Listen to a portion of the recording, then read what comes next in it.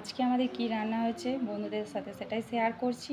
দেখো, এটা এটা মাটন হয়েছে,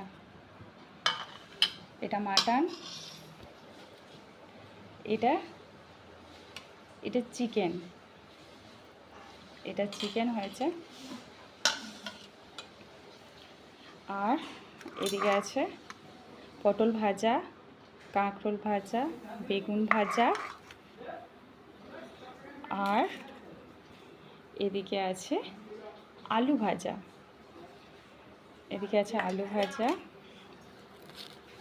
আর এদিকে আছে চাটনি, এদিকে একটু কষা আছে মাংস, এদিকে চচ্চড়ি, এটা ডিম, আর এদিকে লেবু, আর তো ভাত নিয়েই নিয়েছি।